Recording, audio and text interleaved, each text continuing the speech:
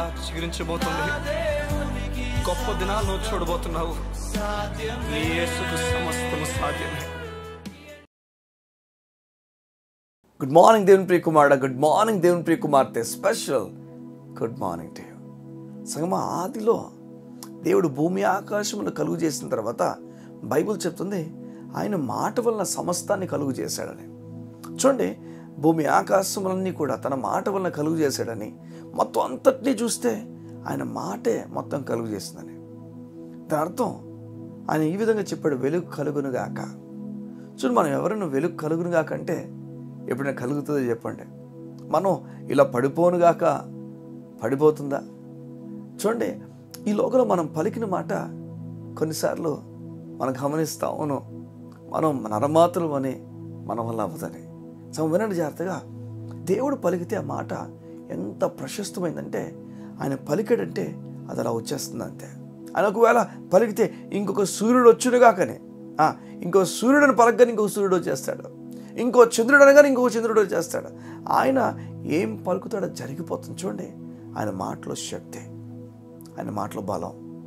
ఆ మాటలో శక్తి బలము నువ్వు కనుగొనాలంటే, ఆ మాటలో శక్తి బలం నువ్వు చూడాలనుకుంటే జాగ్రత్త వినండి. ఆ మాటలో బలము శక్తి అంతా కూడా ఆ మాటలన్నీ గ్యాదర్ చేసి ఒకటిగా పెట్టి దేవుడు లేఖనాలుగా మనకు దేవుడు ఇచ్చాడు. నువ్వు ఎప్పుడైతే చదవడం ప్రారంభిస్తావో, ఎప్పుడైతే నీ మేలు కొరకు, జాగ్రత్త వినండి, నీ మేలు కొరకు దేవుని వాక్యం తెరుస్తావు. చాలామంది ఎవరికో వివరించడానికి, ఎవరికో చెప్పడానికి బైబిల్ తెరుస్తారు. కొందరు ఏదో మెసేజ్ ప్రిపేర్ అవ్వడానికి బైబిల్ తెరుస్తారు. కొందరు వారి ఇష్టాసారంగా చదవడానికి మెమరీ వర్సెస్ ప్రిపేర్ అవ్వడం చేస్తారు. అలా కాకుండా నీ మేలు కొరకు, నీ కొరకే నాతో మాట్లాడాయా, నాతో మాట్లాడని నువ్వు తెరిస్తే ఆ మాట ఏం చేయబోతుందో నువ్వు చూస్తావు. చూడండి, భూమి ఆకాశాన్ని కలుగు చేసిన మాట ఆ తర్వాత నీలో ఏదో కలుగు చేయబోతుంది, నీలో ఏదో కలుగు చేయబోతుంది, నీలో ఏదో కలుగు చేయబోతుంది. సంగమా వినండి, నువ్వు ఏదో చూడబోతున్నావు. ఆ మాటను చూడాలనుకుంటే నీ కొరకు చదువు, నీ కొరకు. నువ్వు పుస్తకం తెరిచే ముందు, అవును పుస్తకం తెరిచే ముందు చెప్పయ్యా నాతో మాట్లాడవా, నా కొరకే చదువుతున్నాను. ఏదో చదవాలని కాదు, ఏదో గంట చదివేశాను, అరగంట చదివేశాను, 2 అధ్యాయాలు చదివేసాను చెప్పుకోవడానికి కాదు. నాతో మాట్లాడవా, నా కొరకు చదువుతున్నాను. దేవుడి గొప్ప కార్యాలను చూస్తా. ఏ దేవుడైతే మాట సెలవిచ్చి కార్యాలు చేశాడో అదే దేవుడు నీ జీవితంలో కార్యం చేయబోతున్నాడు. చదువుతావా ఆయన మాట? ఆయన మాట కొరకు శ్రద్ధ నిలిపి ముందుకెళ్ళి గొప్ప కార్యాలు చూస్తా. కళ్ళు మూసుకుంటావా?